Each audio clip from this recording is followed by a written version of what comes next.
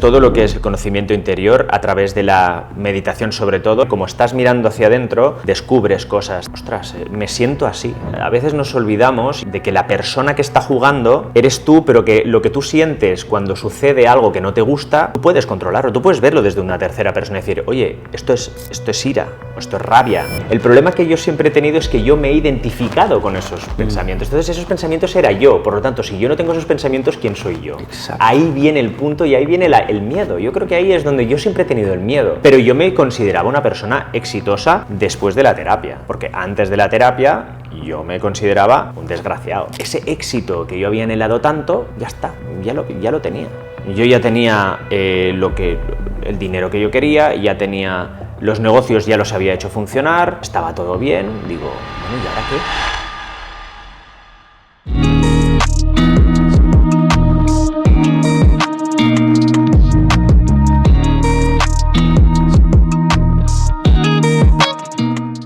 Muy bienvenidos a este episodio número 11 de Conversando en el Diván, un podcast en el que tratamos de llevar a la cercanía de vuestra audiencia pues estos temas que nos ayudan a desestigmatizar la salud mental. Un tema siempre controversial que poco a poco esperemos que vaya convirtiéndose en un tema cualquiera normal que podamos hablar con normalidad. Hoy concretamente hemos traído a nuestro querido amigo Lluís Fornells, bienvenido. Muchas gracias, un placer estar aquí. Creo que ha sido muy interesante contar con Lluís porque es una persona que nos va a enseñar que a veces los modelos de éxito convencionales que se difunden por las redes sociales no siempre coinciden con lo que realmente hace feliz a una persona. ¿Qué es el éxito?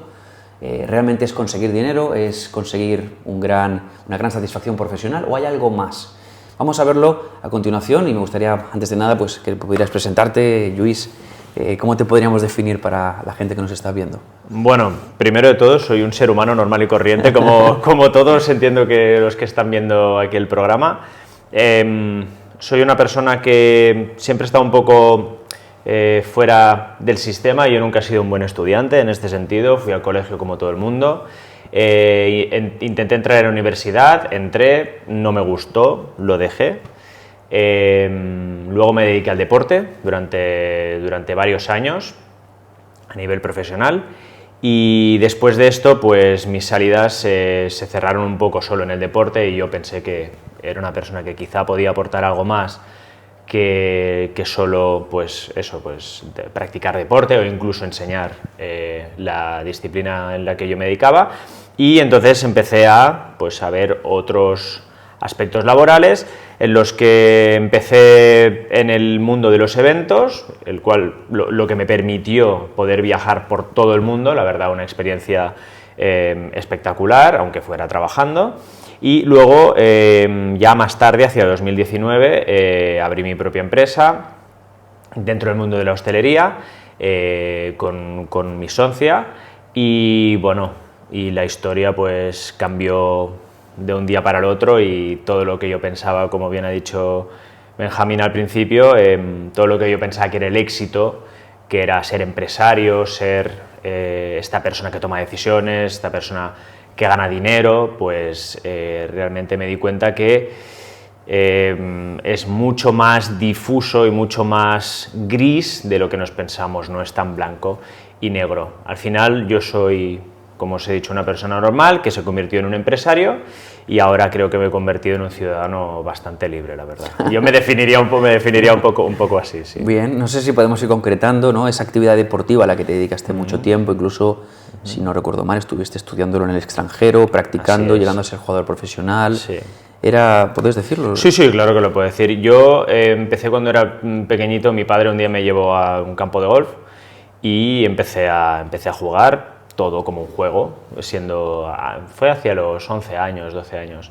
Y luego con el tiempo me empezó a gustar el deporte, me empezó a gustar. Yo siempre he sido muy deportista, ya desde que era chiquitito jugaba en fútbol, básquet, handball, con el colegio siempre. Y la verdad es que el deporte siempre se me ha dado bien. Nunca he sido una superestrella en nada, pero soy una persona hábil y se me ha dado bien.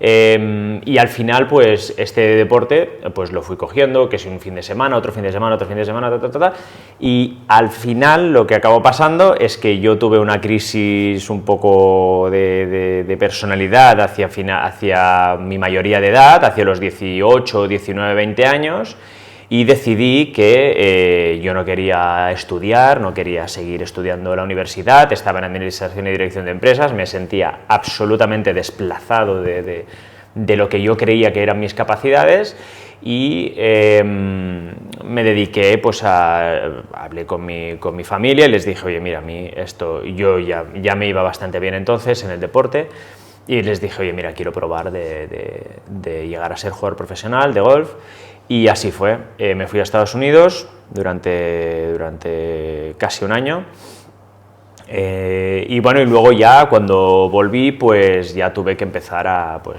ganarme la vida. Como jugador profesional no me gané la vida. La verdad es que fue una experiencia maravillosa que evidentemente yo a todo el mundo recomiendo, porque te pone al límite de tus capacidades ser profesional en cualquier cosa, pero en el deporte sobre todo, porque es muy sacrificado. Te lleva al límite de tus capacidades, sobre todo psicológicas, porque las físicas, estás cansado 2 o 3 días de hacer un gimnasio a fondo, pero tus capacidades psicológicas las lleva absolutamente al límite, la autopercepción, cosas que no te das cuenta en la vida cotidiana, y al final pues eso, me llegué a jugador profesional, y luego fue cuando empecé a trabajar ya como coach dentro del profesor deportivo, digamos, coach deportivo. Exacto, como coach deportivo, y ya está. Al cabo de 4 años o algo así fue cuando ya decidí que mi etapa en el mundo del golf. Yo soy una persona, para que lo sepan también los oyentes, pues que soy una persona que escucho mucho lo que siento por dentro. O sea, entonces, claro, yo ya vi que eso se me acababa, que me gustaba, pero que se me acababa, que era como un ciclo de mi vida que se iba a acabar, y ya pues tomé una decisión de cambiar de ámbito. Claro, es que seguramente para la gente que nos está viendo dirá, esto del golf es muy fácil, caminar por el verde, pasar el domingo, ¿no? Haciendo business, pero claro, estamos hablando de ya una dedicación profesional, donde entiendo que además el golf es un deporte que el error está muy penalizado, porque determina absolutamente las ganancias de un premio que puede ser mayúsculo o menor, determina cero. Exacto, determina además que si las cosas no van suficientemente bien, todos esos viajes, si no hay sponsors, tienen que haber un coste. Y luego hablabas también, Lluís, hablabas del tema mental, ¿no? Del tema psicológico, que aquí siempre nos interesa mucho, ¿no? ¿Por qué dices que era tan exigente a nivel psicológico, y por qué dices que te llevaba al límite de alguna manera? A ver, en el mundo del deporte, quien haya practicado un deporte a nivel profesional lo sabe perfectamente. El deporte es 95% mental y un 5%, yo diría un 4 o un 3% físico, y lo otro es suerte. Es así, es como yo veo el deporte. Pero es que me refiero al deporte como me puedo referir al ajedrez, o sea, es mental. Todo es mental. Es muy evidente que el ajedrez es mental porque no te pones a correr alrededor del tablero, eso es evidente, ¿no? Pero en el fútbol, por ejemplo, que la gente ve, el fútbol, ¿no? Pues es muy físico el fútbol, o el fútbol americano es muy físico. Bueno, sí, tiene una parte física, evidentemente, pero fundamentalmente, donde está el éxito del fracaso, volvamos a lo mismo, el éxito del fracaso o el ganar del aprender, estamos totalmente en el punto psicológico. O sea, ya no, el tema físico ya está por hecho. O sea, lo pongo en el ejemplo del golf, que es lo que yo conozco, evidentemente. El golf es un deporte muy técnico. Le dicen, es un deporte muy técnico. Bueno, es muy técnico cuando empiezas, porque es un movimiento totalmente antinatural. Nadie intenta golpear un objeto que está en el suelo separado de ti con un objeto que es un palo. Eso no, es muy difícil. Nadie... No está ni en tus ángulos, o sea, tienes que agacharte para pegarle a una bola, ¿no? Pues es muy técnico al principio, pero eso, a medida que tú vas cogiendo práctica, ya está, hay un momento que es parte de ti. Es como conducir. ¿Quién se acuerda cuando empezamos a conducir, no? Decían, no, embrague, primera, suelta el embrague poco a poco, y tú decías, uy, espera. ¿Y ahora qué hacemos? Ahora conducimos con el teléfono móvil. Es psicológico en el sentido que al principio era muy técnico, muy físico, de uy, y ahora... pues es muy fácil, ahora lo hacemos de manera repetitiva, sin tener que pensarlo, incluso así tenemos accidentes, incluso así, pues lo mismo pasa en el golf. Se convierte en algo técnico relativo, muy psicológico, y sí que es verdad que el golf tiene una peculiaridad, y es que es un deporte en el que tú juegas contra ti. Y yo sé que eso cuesta, no hay muchos deportes en los que tú juegues contra ti mismo, Todo el mundo, claro, cuando ve las clasificaciones en el golf dice, bueno, primero tú, primero tal, pero tú al final no juegas contra los demás, juegas contra una persona que está dentro de ti, hablándote constantemente, porque además el golf tiene otra cosa que solo pasa en el golf, y es que el deporte pasa a la misma velocidad que pasa tu vida. Me explico. En el fútbol tú corres todo el rato, permanentemente, el balón va de un lado al otro, pero es que en el golf no. Tú en el golf le pegas una pelota, andas hasta el otro lado y es la misma velocidad que llevas cuando estás en tu casa, pues yo qué sé, haciendo la cena. O sea, entonces, el proceso mental del golf, el golf es tan complicado porque los procesos mentales son exactamente iguales que la vida misma. ¿Qué pasa? Que si hay un punto en el que tú, por ejemplo, te discutiste con tu pareja la noche anterior o te ha salido un problema fuera del golf, tú en un partido de fútbol es muy difícil que estés corriendo y pienses, ostras, no me acordé de hacerle reparación al coche. Que parece absurdo, ¿no? Que es algo tan banal como eso, pero en el golf te acuerdas. En el golf estás muy concentrado, pero tu mente siempre tiende a salir, porque la concentración, como bien sabemos, es virtualmente imposible de mantener in eternum. Estar en esa zona, ¿no? Que decía Tiger Woods, por ejemplo. Hay un autor que se llama Tim Galway, ¿verdad? Que escribió El juego interior del tenis, El juego interior del golf. Sí, exacto. El juego interior del estrés, que habla de este yo 1 y yo 2, sí, que están en permanente diálogo interno, ¿no? El yo 1 sería el que hace las cosas, simplemente, ¿no? La bola, el agujero, el movimiento es lo mismo, estás, ¿no? Sí. Luego hay un yo 2 ahí, que es el que está analizando el punto anterior, el que está haciendo analógico algo que tendría que ser instintivo y automático, ¿no? Exactamente. Y eso te saca, imagino, de ese estado de trance o de centro o de flujo en el que solamente entonces pueden suceder las cosas, ¿no? Imagino que eso también lleva a conocerte mucho a ti mismo. Imagino que dentro del entrenamiento profesional que hiciste, Luis, también tuvo que haber meditación, tuvo que haber aprender a silenciar esa voz, aprender a no identificarte con ella. Cuéntanos un poco de esa parte. Me gusta mucho esta pregunta porque es totalmente la base del golf profesional. Y ya no hablamos del amateur, porque el amateur tú empiezas a tocar esas capas cuando ya tienes un nivel en el que ya técnicamente ya lo sabes hacer todo. Ya está. Porque se llega a ese punto. Todos sabemos hacer casi todo en el golf. Es más, en el golf tú puedes jugar un tipo de bola toda tu vida. Hay jugadores que han jugado un tipo de bola pues alta y que gira hacia la izquierda toda su vida y han sido grandísimos profesionales. Y hay profesionales que saben hacer todos los tiros y no han llegado a ningún sitio. Aquí uno. Entonces, entendámonos, ¿no? A nivel psicológico, mi preparación consistía mucho en visualizaciones, muchísimo. Aprendí muchísimo con un coach que tuve, con Iván, una maravillosa persona, que me enseñó qué era la visualización y qué era la meditación.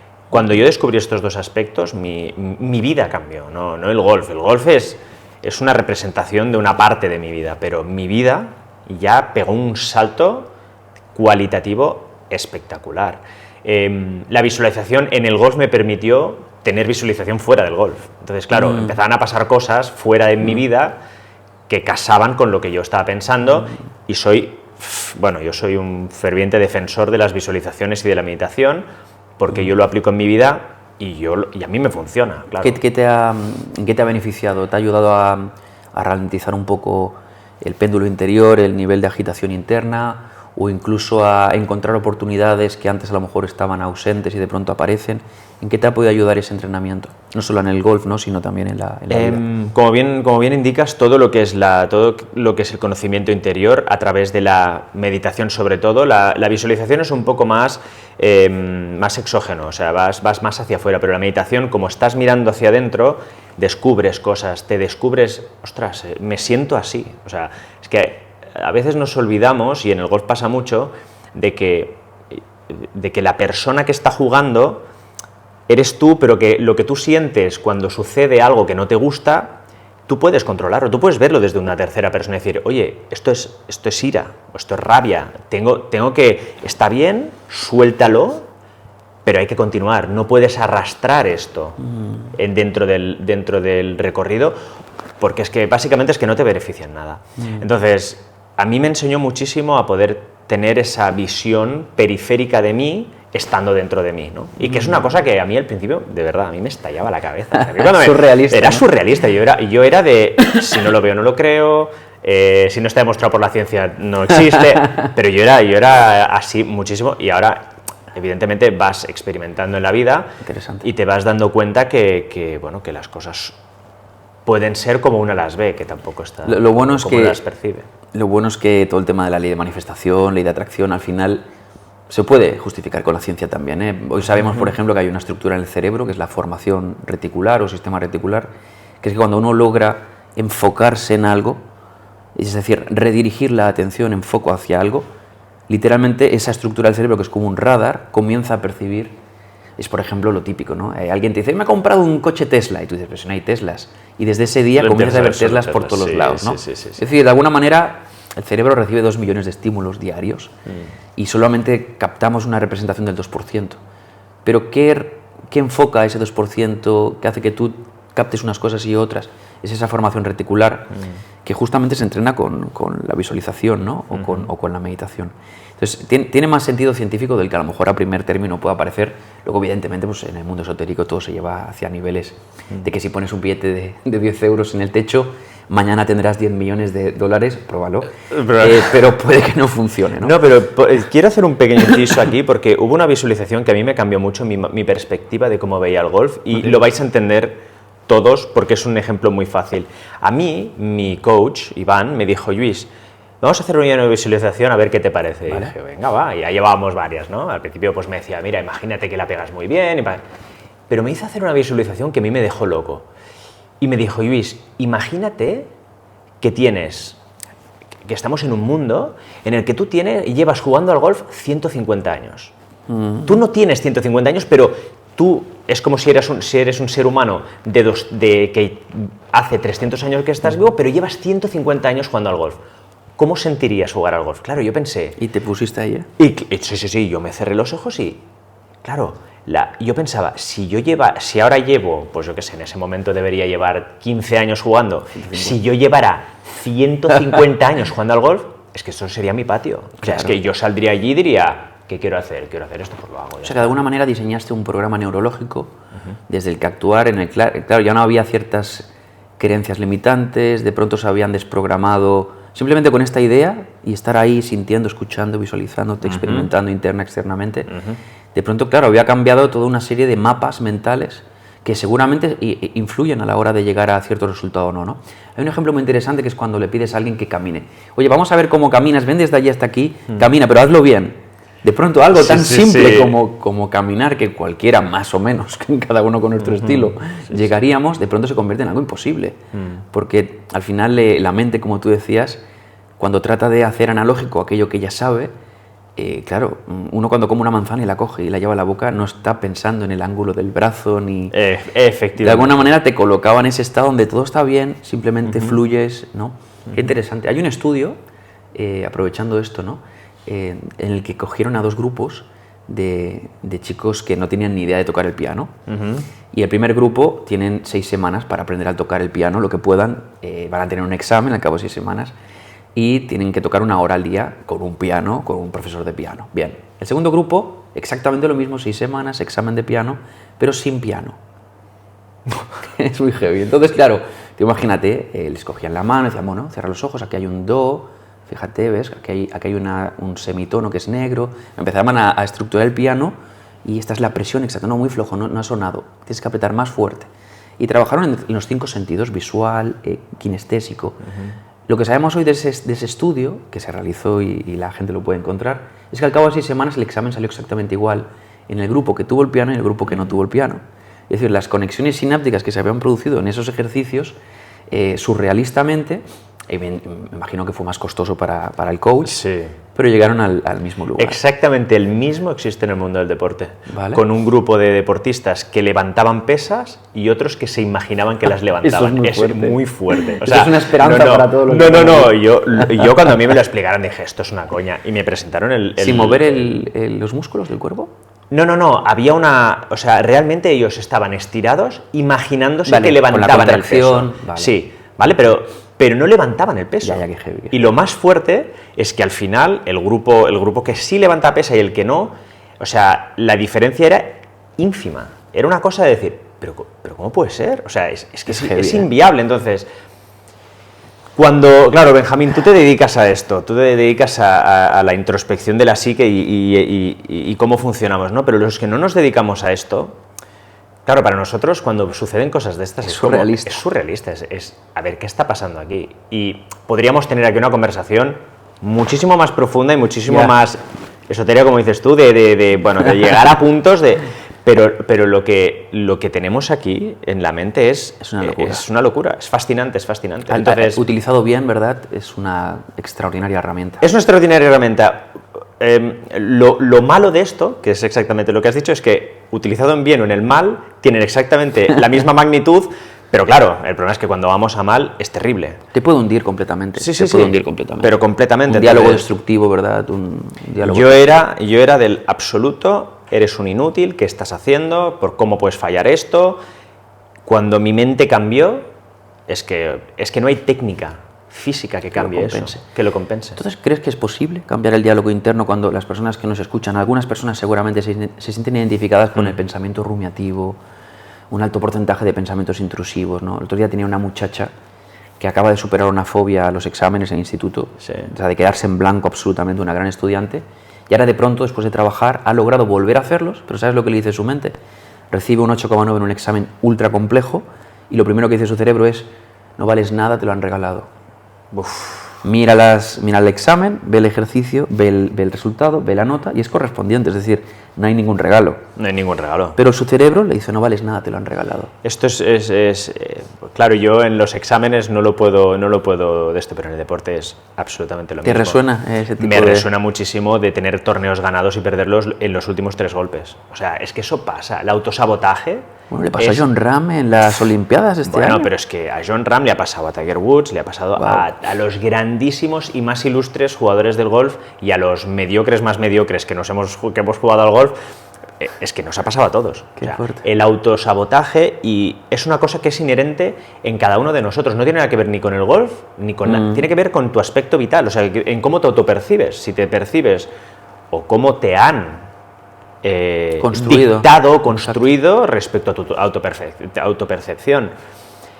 Eso ya volvemos a lo mismo. Son temas que yo, sabiendo seguramente un 0,5% de lo que tú sabes, ya habiendo leído pues libros de psicología deportiva, de psicología personal, evidentemente de autoayuda, ya empiezas a tocar estos aspectos y empiezas a identificar, evidentemente también, yo tengo que decirlo, yo he estado 2 años en terapia y a mí me ha ayudado. Brutal.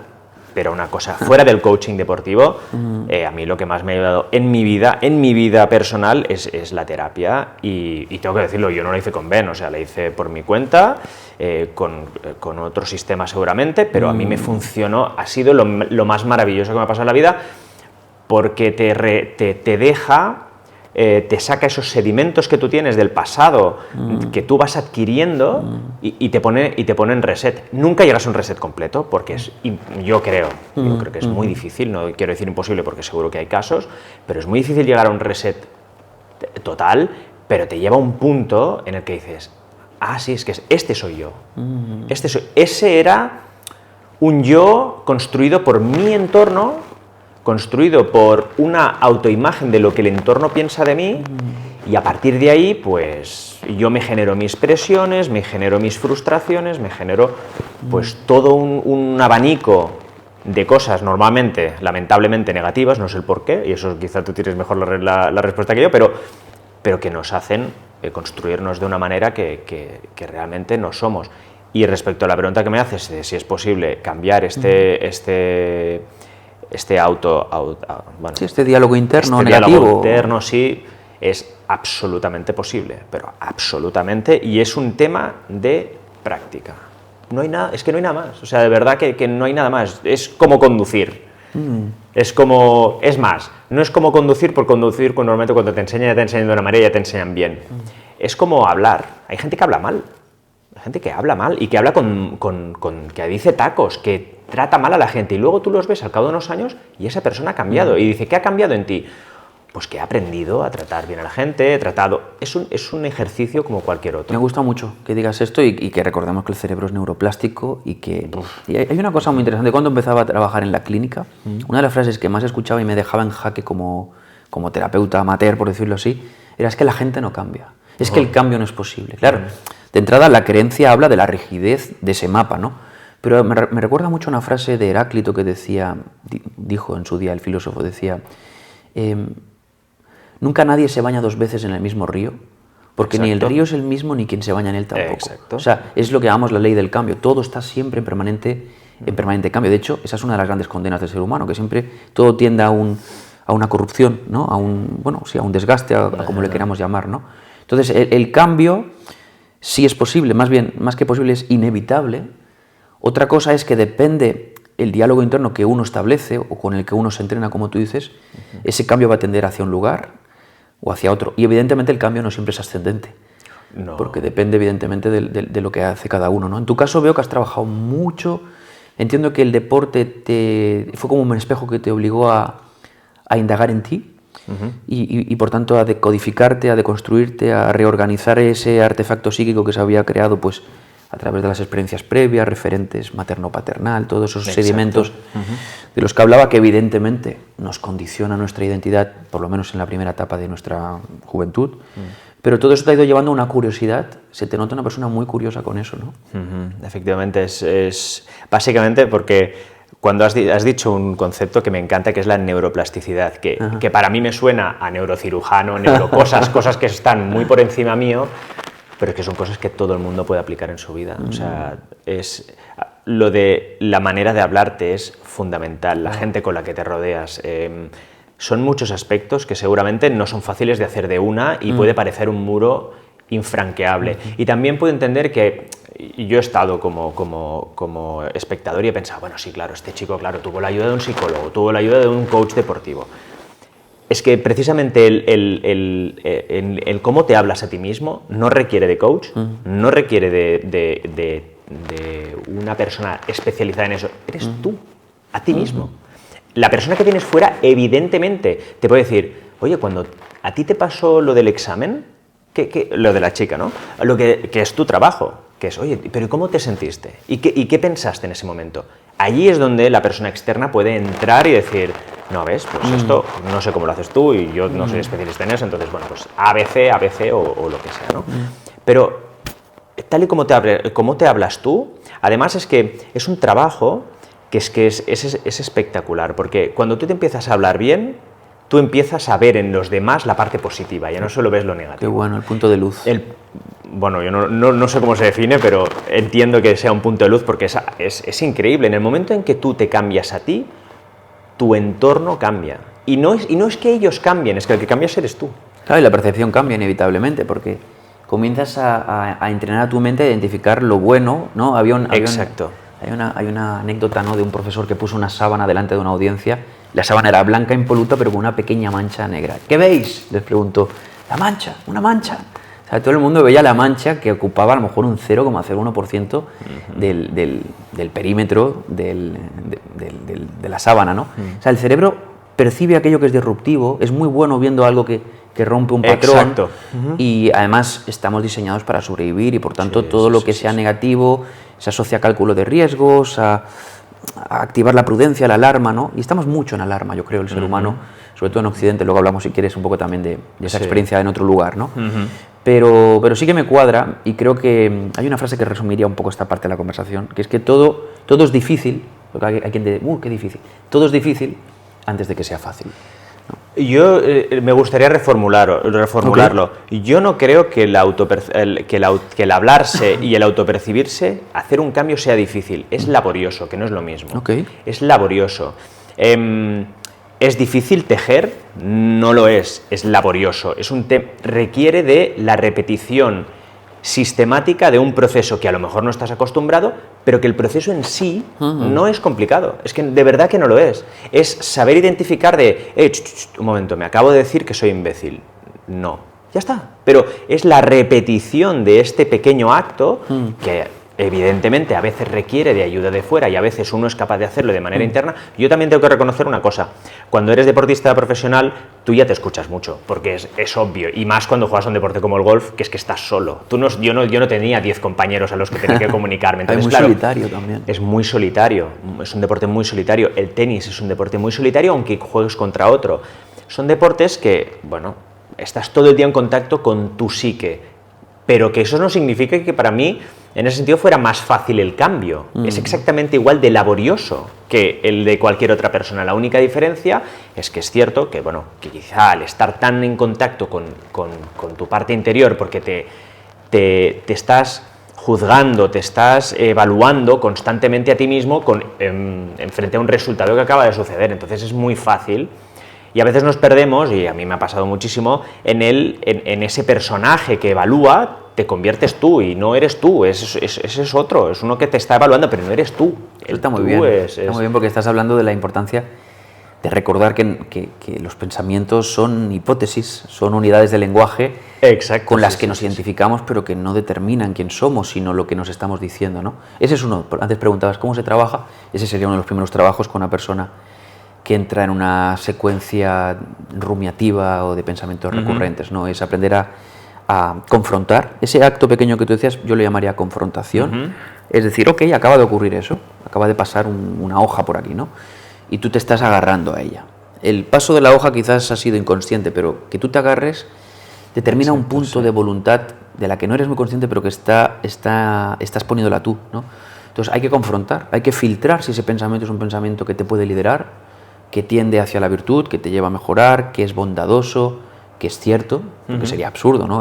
Sería absurdo dejarse guiar por alguien que no tuviera buenas intenciones, que no fuera cierto y que además fuera innecesario, ¿no? Pero muchas veces los pensamientos que utilizamos para hablar con nosotros mismos no tienen ninguna de estas tres virtudes, ni bondad, ni verdad, ni necesidad, ¿no? Entonces, bueno, es súper interesante. Yo creo que abre también para la gente que nos escucha la inquietud sobre la meditación, ese extraño proceso que viene de tan lejos, 6 milenario, ¿no? Sí. Que en verdad está mucho más al alcance de lo que la gente la cree, ¿no? Mucha gente dice, no sé qué opinarás, Lluís, de esto, ya, pero es que yo cuando medito me pongo más nervioso, ya, pero es que yo medito no me sirve para nada, o me pongo malísimo, ¿no? ¿Qué opinas de eso? Opino exactamente lo que dicen, porque a mí me pasaba.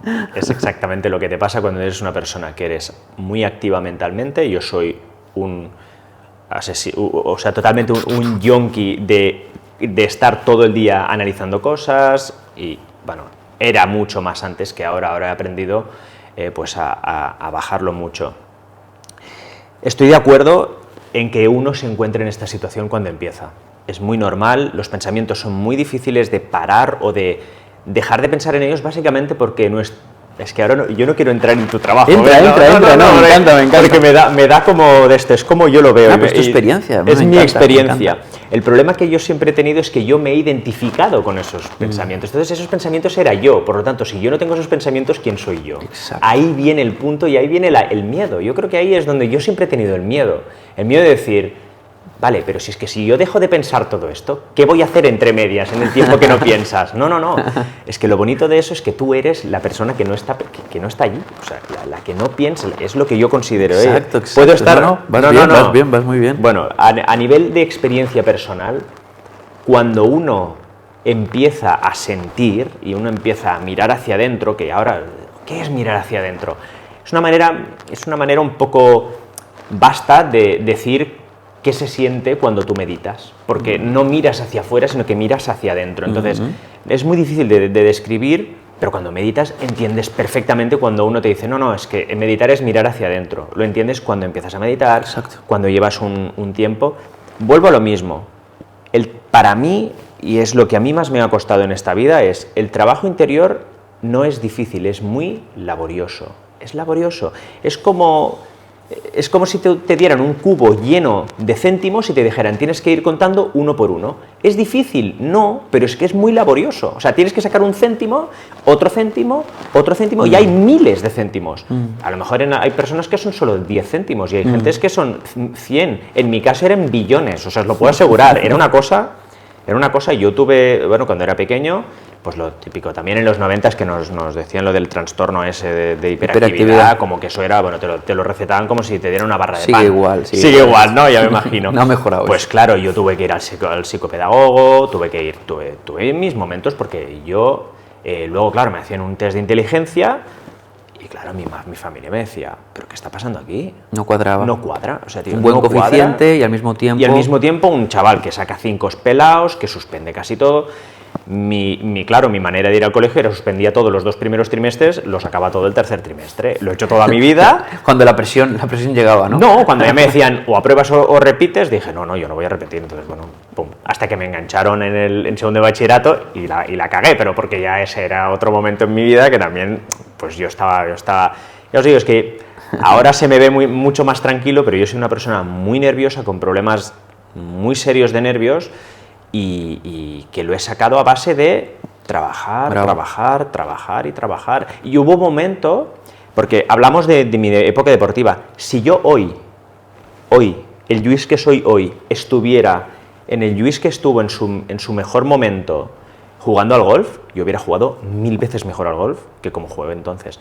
Porque mi etapa en el golf fue una en la que yo descubrí algo, pero eso era rascar la superficie. Luego, cuando ya hice la terapia, con mi terapeuta entré en el deep tissue, entré ahí en lo más profundo, y es cuando me di cuenta que dije, hostia, estoy muy jodido. O sea, estoy muy jodido. Y no lo digo, y yo creo que todos, cuando uno entra profundamente en su psique, se da cuenta que hay cosas que es que ni se imaginaba. O sea, y yo decía, pero si esto es un elefante aquí en medio de la sala y yo no lo había visto. Pero no es que no lo hubiera visto, es que yo soy el elefante. Pero yo no soy el elefante. Es difícil. Yo ya sé que parece que estoy loco, pero, o sea, yo me identifico con el elefante cuando mi terapeuta me dijo, no, hay un elefante, pero tú lo tienes que mirar, y él es el elefante y tú eres tú. Y ahora tú te tienes que separar del elefante y decir, este es el problema, vamos a solucionar este problema. Y a partir de allí fue cuando yo hice mi segunda etapa psicológica dentro de mi vida, y luego ha venido una tercera etapa, que es la última que acabo de pasar ahora, pero mi segunda etapa fue cuando hice la terapia, que fue cuando me di cuenta que muchos de las habladurías, de las palabras, de todo lo que yo me decía, es que no era cierto, y sobre todo también de lo que cierto entorno me decía, que entonces yo decidí separarme de ese entorno también, ¿eh? O sea, las cosas, nosotros, por mucho que tú mires para adentro, somos seres humanos y nos relacionamos con otra gente.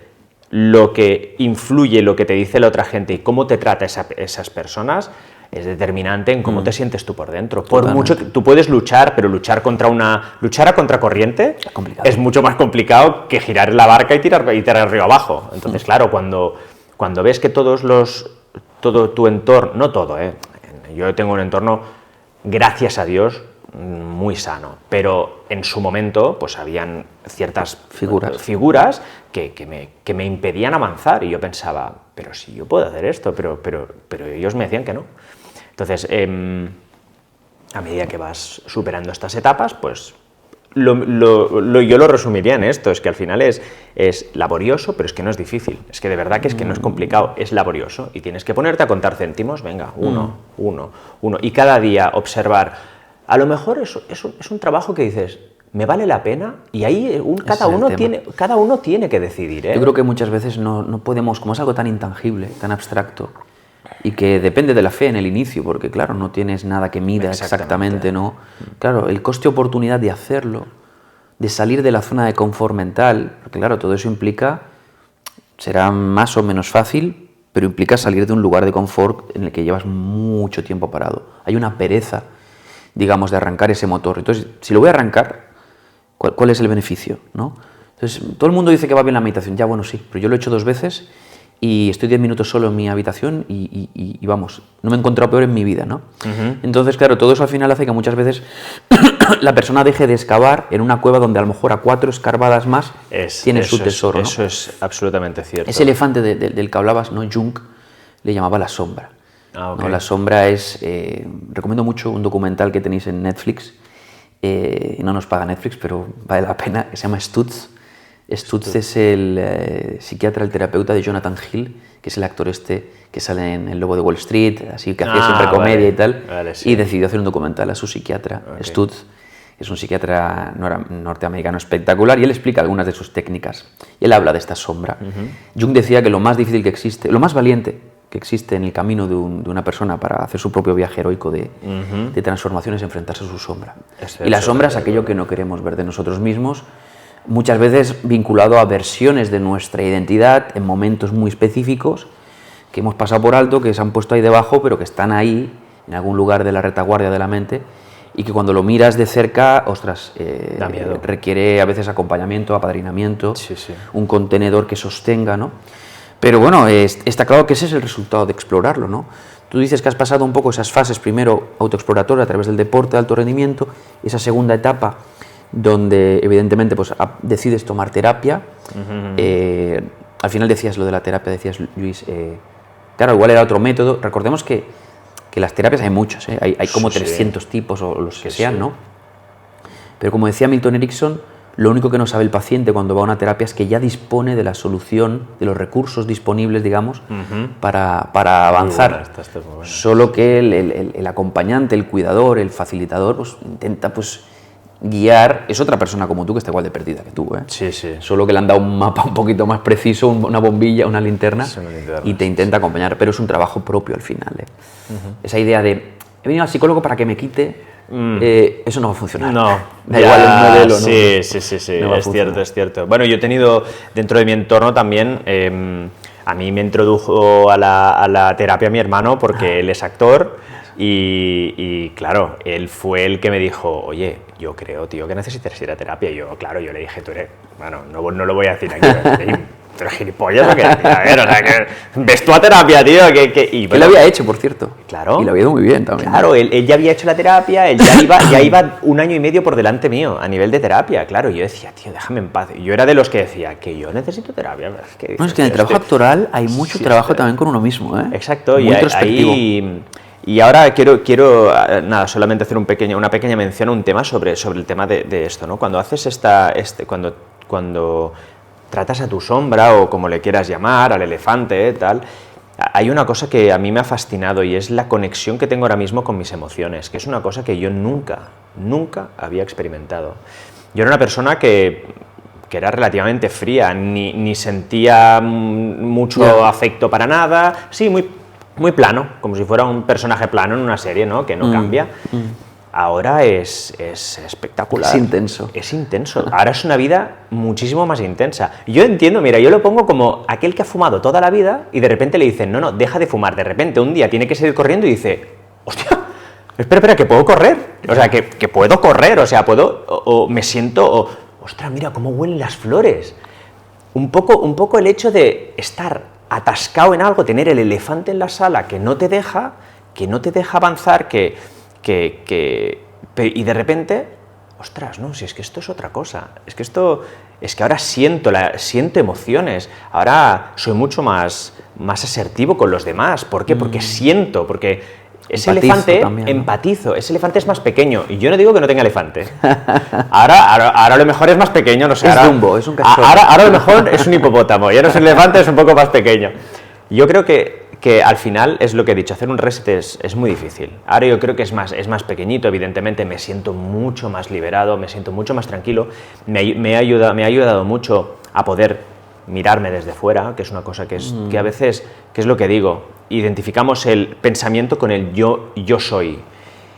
Y esto parece muy filosófico, pero es que no lo es. O sea, es muy sencillo. El pensamiento es lo que hemos dicho, es un señor hablando de ti. Y ese señor tiene una opinión. Y muchas veces no es ni uno mismo.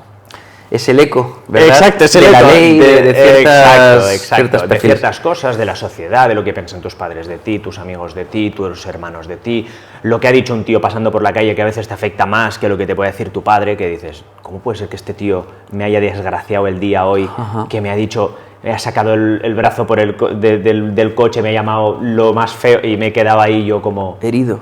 Pero si este tío no me importa, no lo voy a ver en mi vida nunca más. En cambio, mi padre me dice...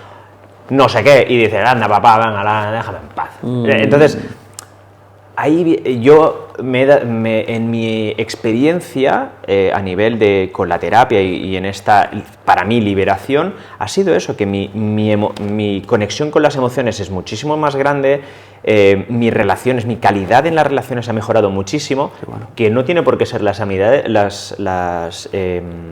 relaciones amorosas, mis relaciones con todo y con todos y con todas, o sea, me ha mejorado muchísimo.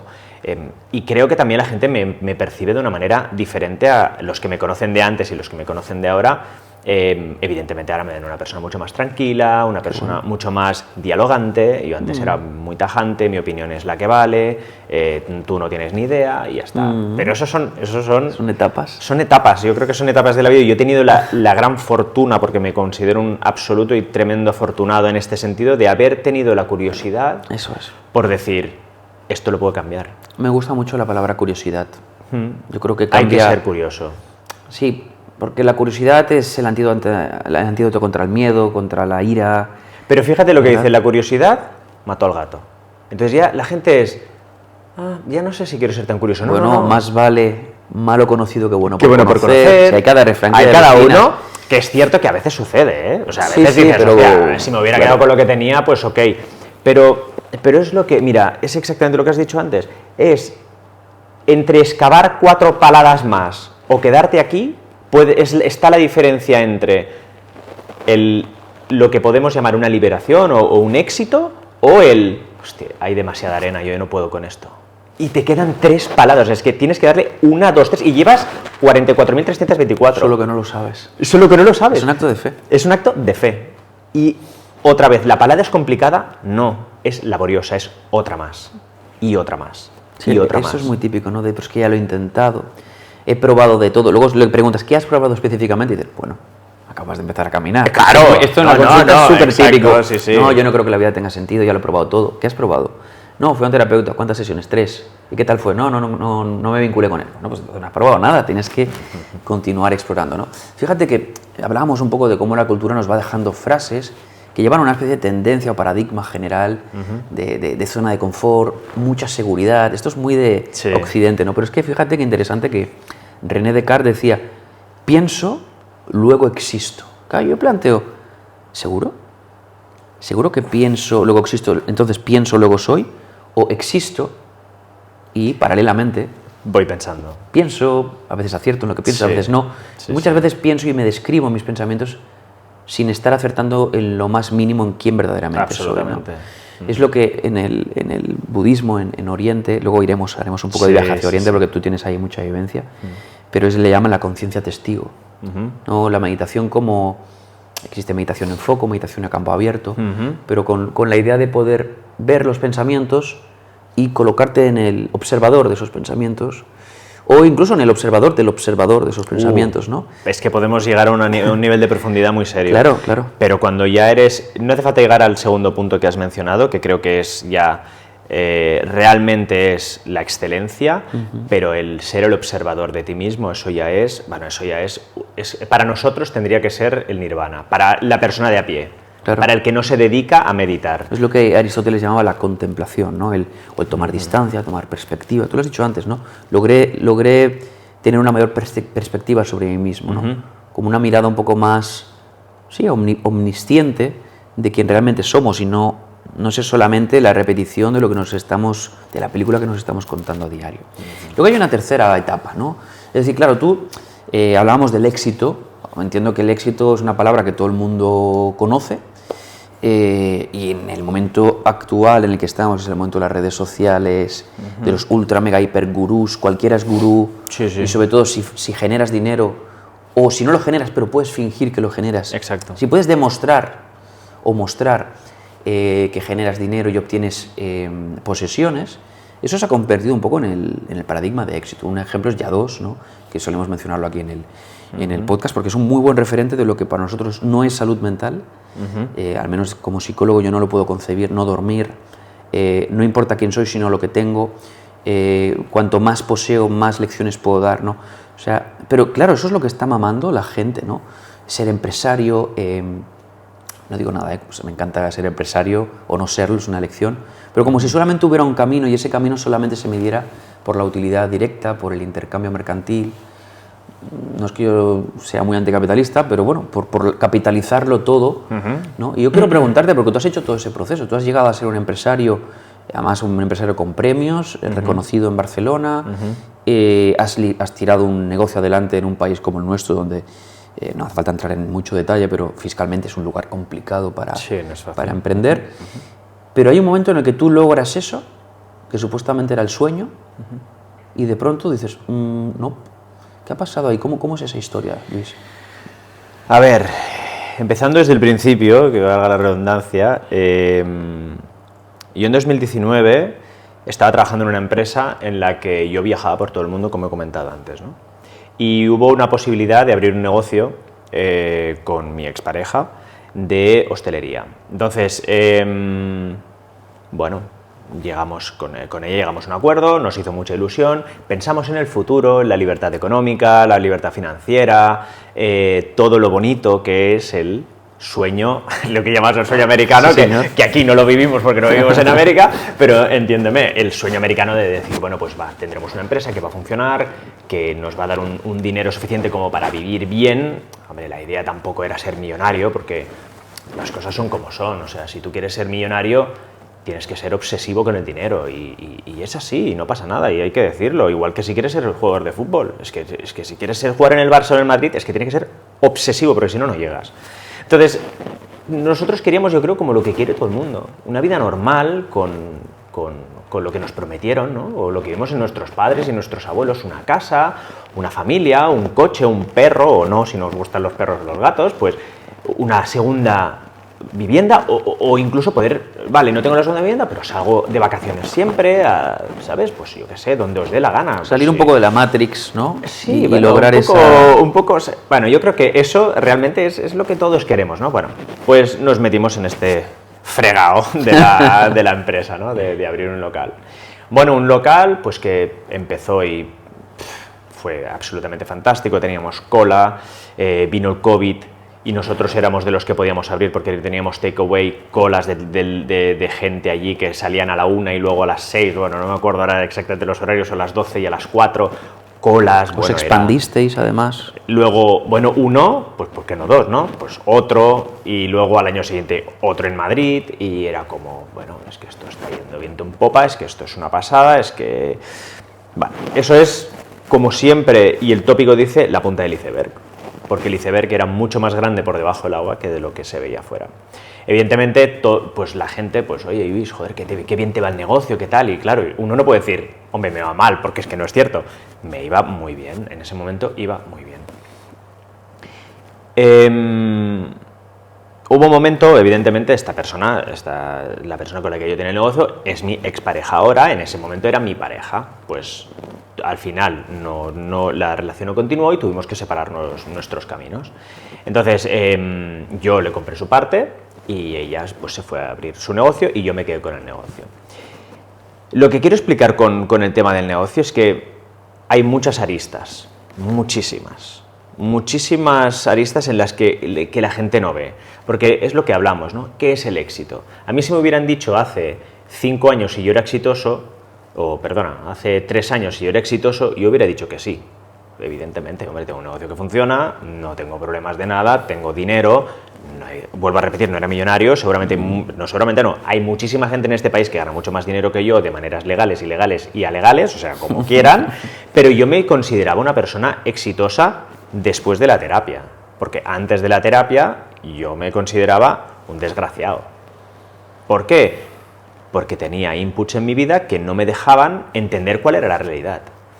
Entonces, esa fue la segunda etapa de la que hemos hablado, ¿no? En la que yo voy a terapia y digo, espera, no, que esto está mucho mejor de lo que yo me digo, no de lo que a mí me dicen, de lo que yo me digo. Entonces, en ese momento hubo un boom en mi vida en el que pensé, ok, este negocio es la hostia, lo voy a abrir por todo el mundo. Venga, voy a intentar abrirlo por todo el mundo. Pues cuando sucedió eso fue cuando hubo la separación en la empresa y... ¿En la pareja? En la empresa y en la pareja, sí. O sea, se produce esa separación y entonces, bueno, yo me quedo con la empresa y yo continúo con la empresa. Pero me di cuenta que, que ese éxito que yo había anhelado tanto, ya está, ya lo tenía. Yo ya tenía el dinero que yo quería, ya tenía los negocios, ya los había hecho funcionar, estaba todo bien. Digo, bueno, ¿y ahora qué? ¿Y ahora qué más hay? ¿Abrir más? Entonces hubo un momento que yo ya había acabado la terapia, ya estaba justo cuando pasó eso, yo ya había acabado hasta hace muy poco que había acabado la terapia, y yo ya era muy consciente de cómo me sentía, que dije, yo necesito salir de la rutina, necesito salir de aquí, necesito salir de Barcelona. Entonces yo hablé con mi hermano y le digo, Albert, es que mira, es que estoy así, es que me pasa esto, es que jolín, es que tengo ganas de salir. Me dice, mira, oye, siéntate de una vez, coge el billete y lárgate. Dijo, ok.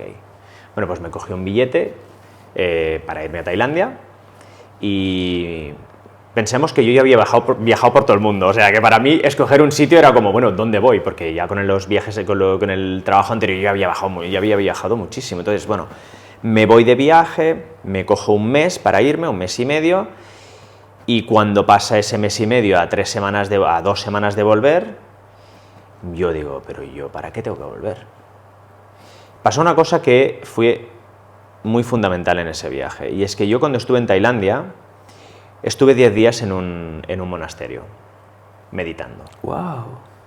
Entonces, no sabía eso. Pues eso fue también parte de la clave de la tercera fase, que es la en la que estoy ahora. ¿Qué tipo de meditación? Era Vipassana. O sea, sin mirar a los ojos, sin hablar. Exacto. Bueno, hay que decir una cosa. Este Vipassana del que tú hablas es el que se hace en Ávila, que es un Vipassana que es extremo, ¿vale? Es el Vipassana, seguramente el real. El que hacen allí es algo más introductorio, en el que tú puedes hablar con la gente, puedes mirarte a los ojos, estáis todos mezclados, pero meditas 8 horas al día. O sea, al final es lo mismo. Ahí Dicen que cambia mucho la autopercepción del cuerpo, puedes escuchar tus latidos. Es una cosa muy loca. Tienes que contarme. No, pero lo más absurdo de todo, es una cosa que nosotros lo tenemos muy interiorizado aquí en Europa, bueno, en España, da igual, o en Occidente. Y es que el hecho de que haya un espejo o no lo haya, te cambia tu autopercepción de una manera bestial. Yo os animo, aunque sé que es imposible, porque aquí no lo vais, es muy difícil conseguirlo. Si alguien consigue estar 4 días, que yo me estuve 10, 4 sin mirarse en un espejo. Que yo me pasé uno y ya no sabía dónde estaba. ¿Pero por qué? ¿Qué pasó ahí? Bueno, parece súper interesante. Es que es muy interesante en el sentido que cuando uno no se mira al espejo, no tiene conciencia de quién es. No tiene un retorno, digamos. No tiene un retorno. Nosotros sabemos cómo somos y cómo nos vemos y quién somos, y aunque a veces es obvio, es que es obvio. Tú te miras en el espejo y no esperas encontrarte otra cosa que tú. Pero cuando tú no te miras en el espejo, empiezas a olvidar quién eres. Y voy a hacer con un paréntesis muy grande, o con unas comillas muy grandes, lo de olvidarte quién eres. No es que tú te olvides de tu cara, ¿no? Claro que sabes quién eres, pero no lo tienes tan claro. Muy interesante. Es una sensación muy rara, muy rara. Entonces, en el monasterio, pues no habían espejos. Claro. Y claro, tú vas meditando y vas mirando y vas excavando hacia adentro, y te das cuenta que dices, espera. Es que esto es la cáscara. O sea, yo soy lo que hay dentro de la cáscara. Yo soy lo que yo siento. Pero que hay aquí fuera, esto, por eso digo, es que si entramos en estos berenjenales ya nos vamos, podemos estar aquí 5 horas. Pero lo que mi experiencia me aportó es que realmente con la meditación yo me di cuenta que lo que yo soy a nivel físico y material no tiene nada que ver con lo que yo siento o yo soy dentro de mí.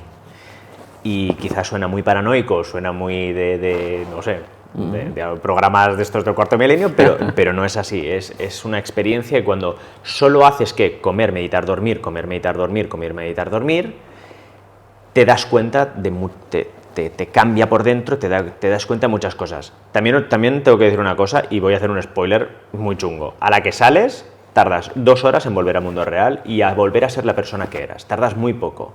El tirón de la sociedad, el barco en el que estamos metidos, es que no va a 200 km/h, va a la velocidad de la luz por 3. es absolutamente, es imposible bajarte, a no ser que te aísles. Claro, lo que hace el monasterio es aislarte. Entonces, ¿qué me pasó en el monasterio? Pues yo estuve con 2 días muy difíciles, porque evidentemente yo me fui de la empresa, ya yo pensaba, esta empresa sin mí no sobrevive. Bueno, y claro, yo lo llevo todo aquí. Dejé evidentemente una persona al cargo, una persona más que válida, y bueno, yo me fui, esos 2 días los pasé fatal. El tercero, bueno, evidentemente hay que decir, no tocas el móvil no existe, está el móvil apagado, tú...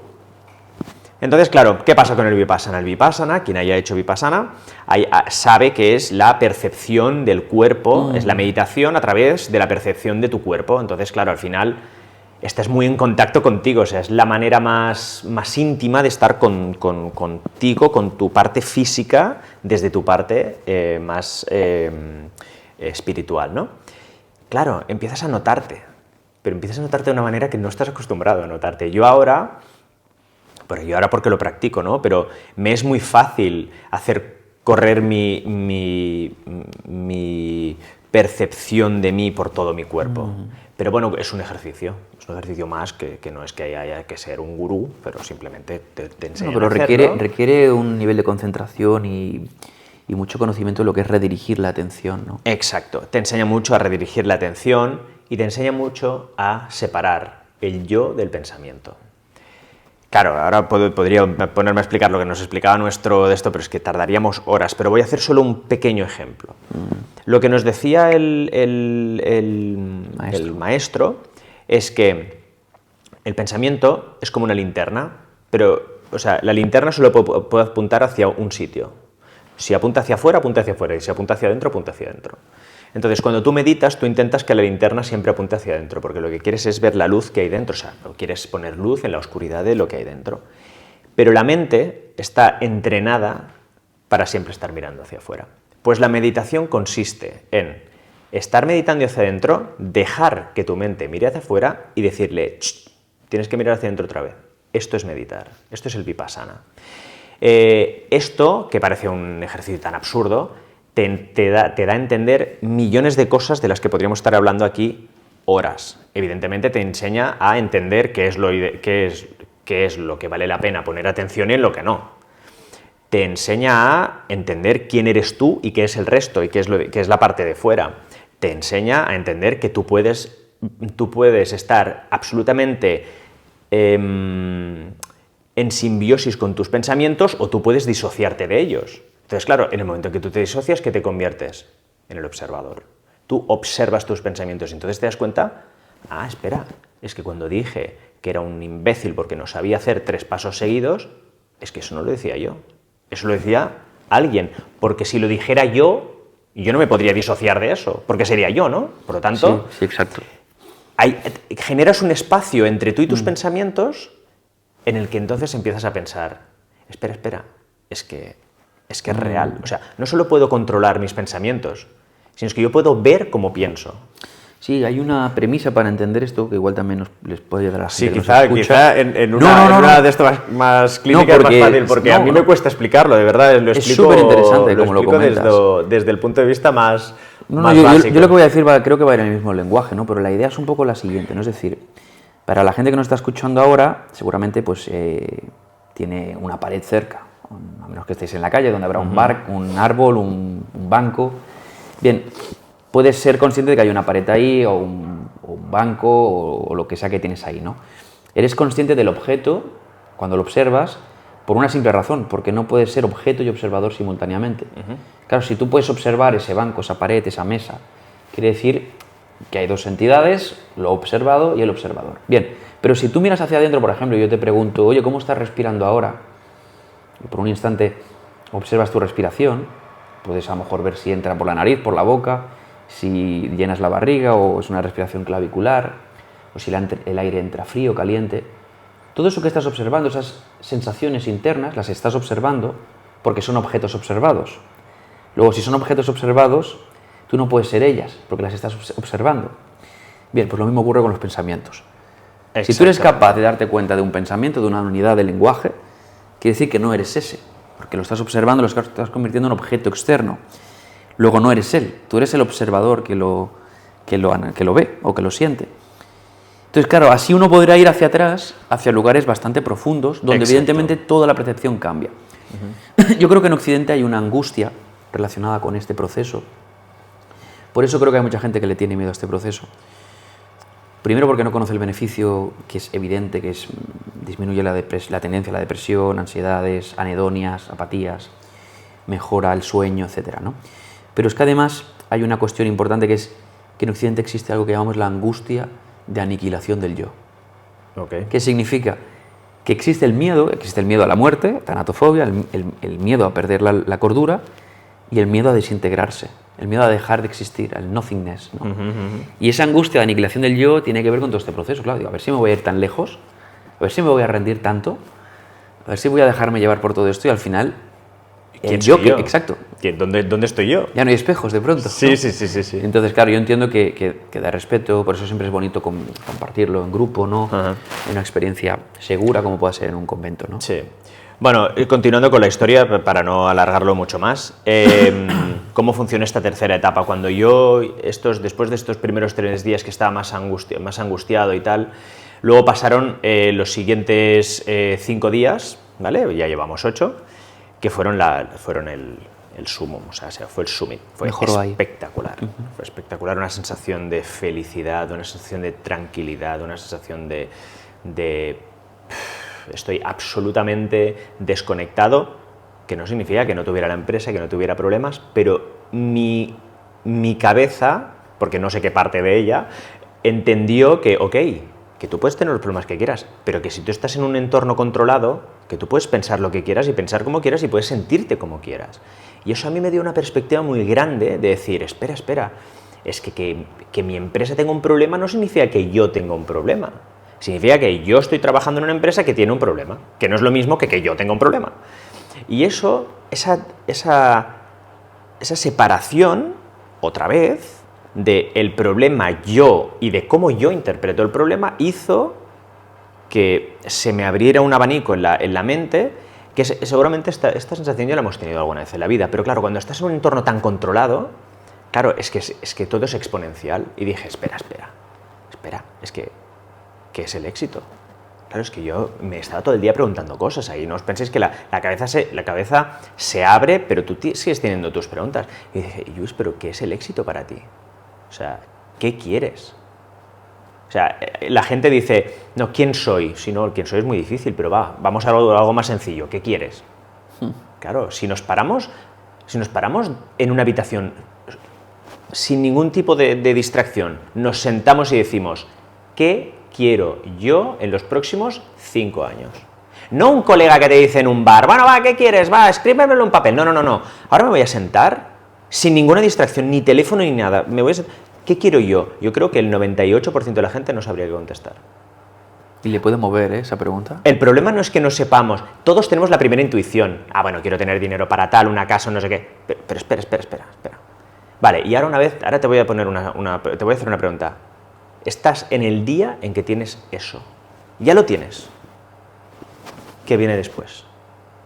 Porque al final todos tendemos a yo quiero o necesito cosas que son exteriores, siempre. Ajá. Algo, pues necesito que se me pague la hipoteca, necesito que tal. Sí, pues que un día ya se habrá pagado. Es interesante, ¿por qué se estructura eso, no? Pienso un poco en la educación con los niños. Si te portas bien te doy una chuche, o te doy, yo qué sé, un juguete. Entonces, allí dentro, en ese entorno controlado que es un monasterio, y que fueron 10 días, es que ahora mi próximo experimento es quedarme un mes, a ver qué pasa. Dicen que los primeros 10 días son intensos, sí. Dicen que si haces un mes ya no vuelves. Bueno, yo no sé si voy a ver. Eso ya lo veremos, porque ni yo lo sé. Pero ¿Te apetece explorarlo? Me gustaría explorarlo, pero una barbaridad. Y no es fácil, ¿eh? No os penséis que duermes en una cama, no, duermes en el suelo, en un futón, que es así, duro como una roca. No os penséis, comes hasta las 12, a partir de las 12 ya no comes. ¿Una vez al día? Una vez, no, desayunas y comes. O sea, desayunas a las 6 de la mañana y comes a las 12. Pero ya está. Porque imagino que es comida también. Pero te despiertas a las 4 de la mañana, 4 y media de la mañana estás en pie. Y te vas a dormir a las 9 y ya estás. ¿Veis ahí. El amanecer o...? Bueno, ves el amanecer. la experiencia es absolutamente fascinante porque, claro, haces cosas que normalmente en una ciudad es imposible hacer. O sea, notas el rocío en los pies, entre los dedos de tus pies, notas... No. Es una experiencia fascinante. ¿Hay voto de castidad en ese momento? Bueno, no lo sé si lo hay. Ahí no te dejan practicar nada que no sea la meditación. Eso sí que está clarísimo y es motivo de expulsión. Así que, realmente, a ver, la gente ya que va a estos sitios, que vamos a un monasterio, ya sabemos que hay unas reglas. Está ahí enfocado. Sí, está y en algunos vipassanas no se podían tomar medicamentos tampoco, ¿tengo entendido? No lo sé, yo no estoy muy metido, de verdad, yo no soy un gurú de esto ni estoy muy metido. Yo fui como experiencia personal, yo sé lo que pasa en ese monasterio y sé que hay monasterios que hay colas de un año para poder entrar y yo en ese llegué con mi mochila, hola, mira, me vengo a apuntar sin ningún problema, pasa por aquí, inscríbete. Y es gratis, además, lo más heavy es que es gratis. Es gratis y tú luego das la voluntad. Como si te quieres ir sin dar nada y aquí nadie te juzga, o sea, de verdad, es una cosa, es todo budista y no hay problema. Entonces, después de esta experiencia fue cuando yo dije, ostras, espera, que aquí hay algo más. Y yo ya empecé a entender que lo de la empresa está muy bien, que lo del éxito occidental está muy bien, pero que yo no sé si lo que quiero es hacer lo que estoy haciendo ahora mismo con mi vida. Y volví a Barcelona. Y cuando volví a Barcelona, primero de todo, tuve el síndrome post-viaje de 4 meses y pico, porque al final me quedé 4 meses. Después de ese mes me fui a Vietnam, hice todo un viaje en moto en Vietnam, me compré una motillo de estas pequeñas, me hice todo Vietnam en moto, todo Camboya en moto, y luego me volví a España.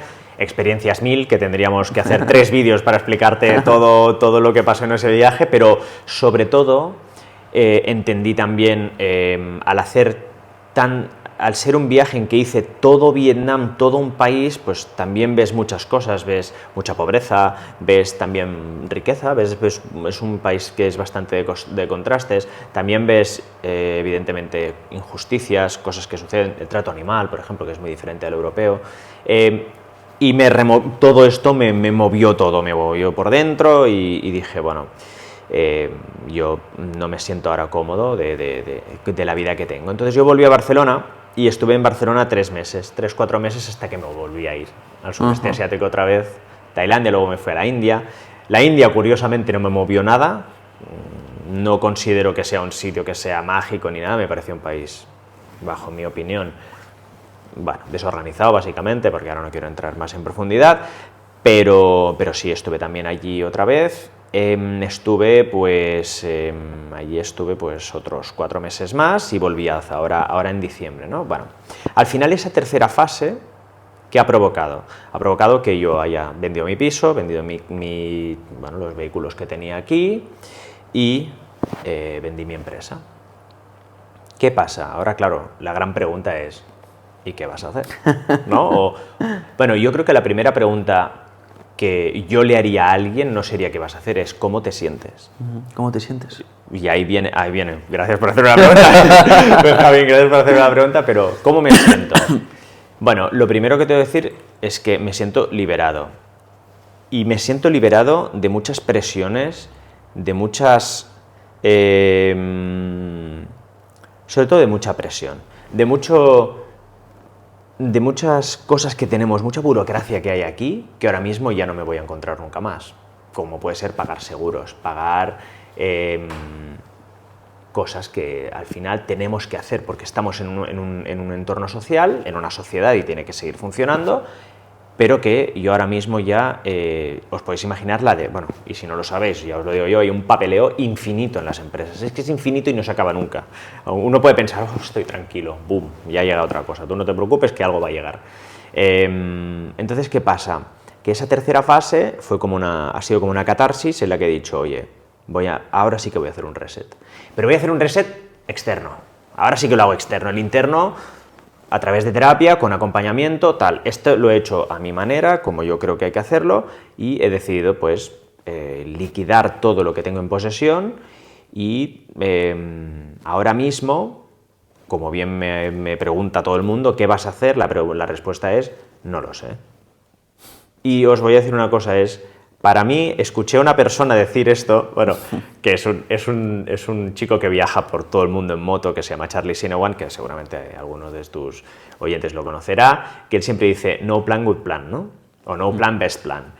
Pues estoy absolutamente de acuerdo. O sea, yo ahora mismo no tengo plan y es el momento más tranquilo de mi vida en 39 años y pico que tengo de existencia en este maravilloso planeta.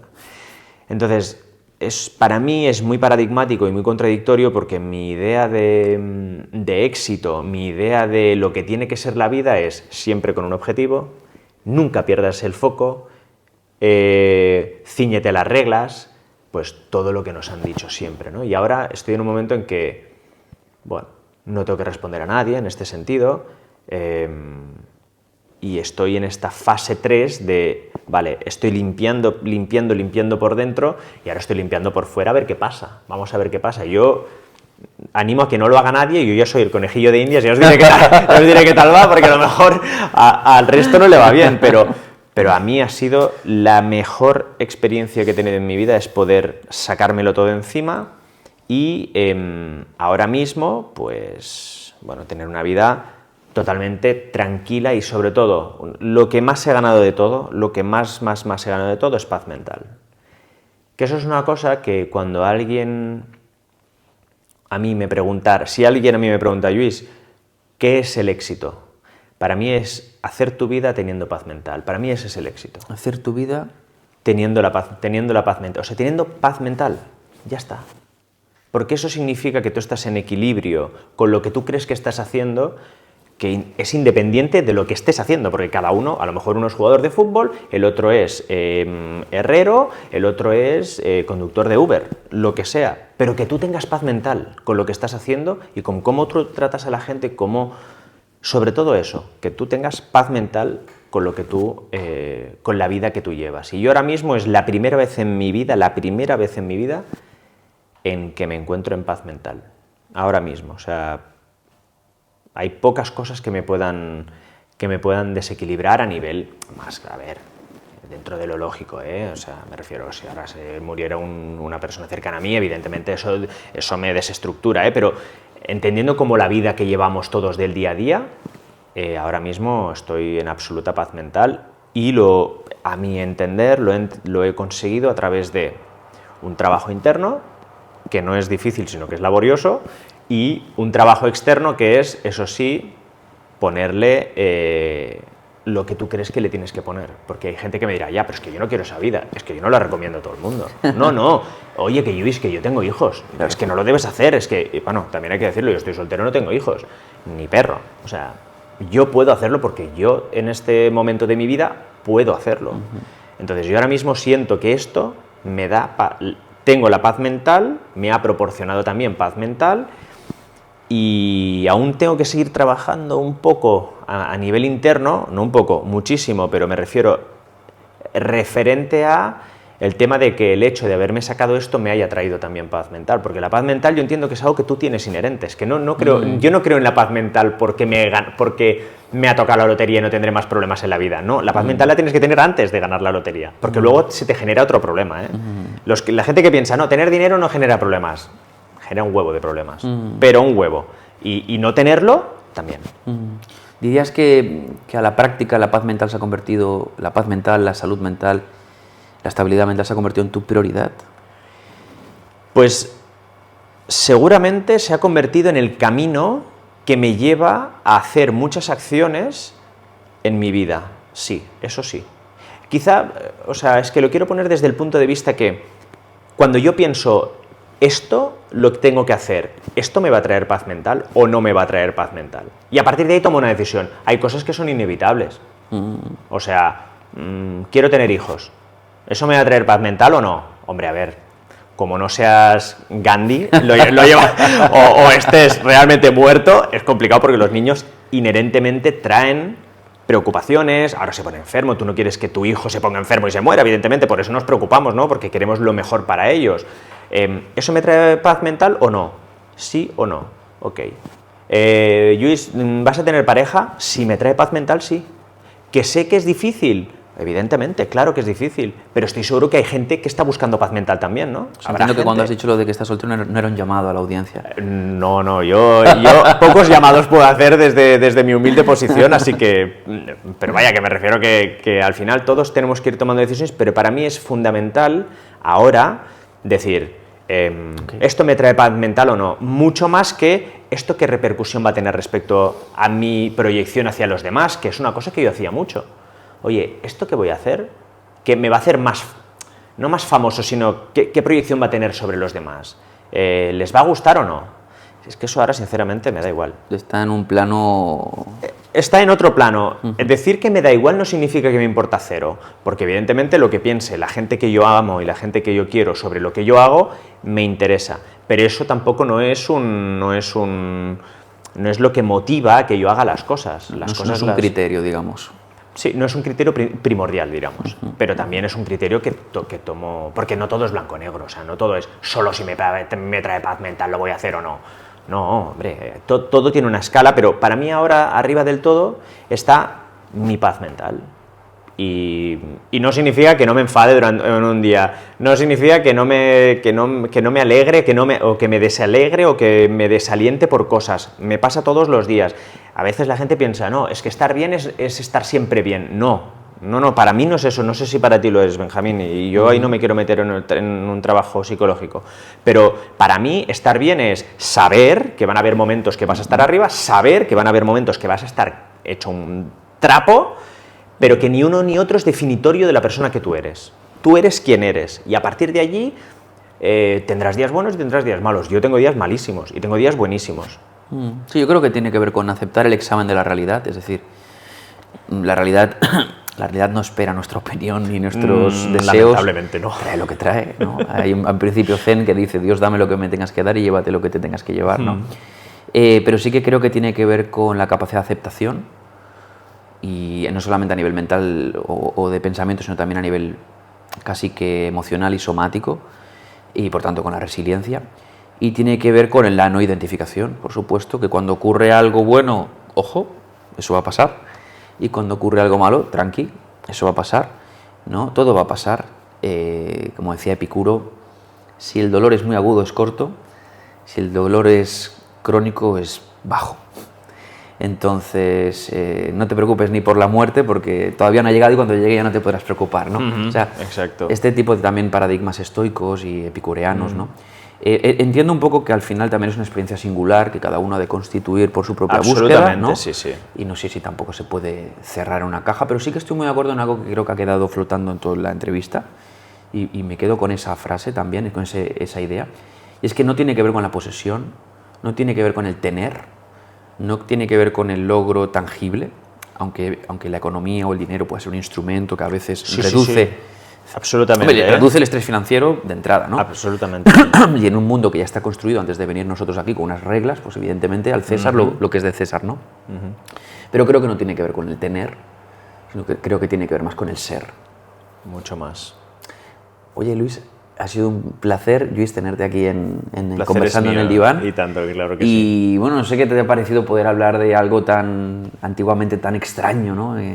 Solamente terreno de los locos como es la salud mental, hablar un poco de lo que cada uno ha encontrado en el trayecto. ¿Qué te ha parecido el poder hablar de esto? Yo creo que es fundamental, y yo era de los que no le gustaba nada hablar de lo que siente, de lo que ha pasado. Bueno, de lo que ha pasado sí, pero al final son experiencias y tal, pero de lo que siente sobre esas experiencias es difícil, cuesta. Pero cuando llegas al punto en que las puedes explicar y puedes aceptar que eso ha sucedido y que tú eres parte de esa experiencia y te has moldeado a través de las experiencias que has ido viviendo, yo creo que es fantástico, y creo que todo el mundo es un muy buen ejercicio también para hacer un poco lo que decíamos, ¿no? El salir, estoy explicando la vida de este. Sí, es así, creo que tu labor es fantástica de divulgación de historias que evidentemente somos anónimos. Aquí nadie es famoso. Bueno, yo como mínimo no lo soy.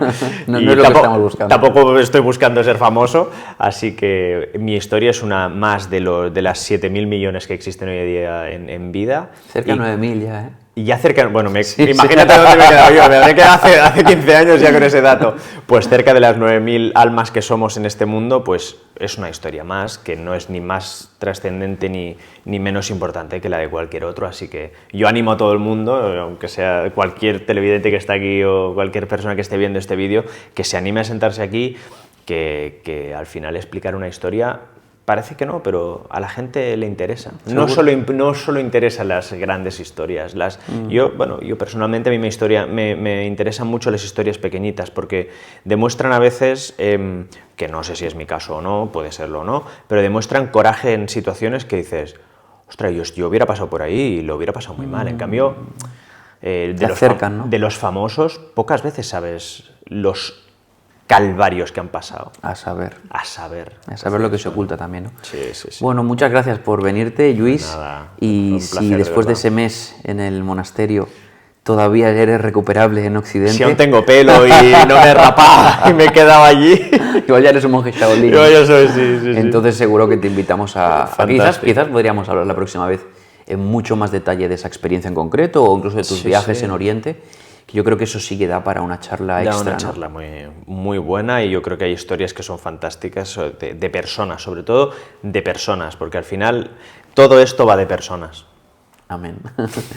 Bueno, ha sido un placer compartir con vosotros este episodio. Si os ha gustado y queréis que la historia de Lluís es inspiradora o incluso podría ayudar a alguna persona que os viene ahora a la cabeza, te agradecemos muchísimo para darle apoyo al canal, que te suscribas, le des like, compartas y difundas pues este pequeño medio que está tratando de llevar a todo el mundo poder hablar tranquilamente de algo tan familiar y tan cercano como es la salud mental.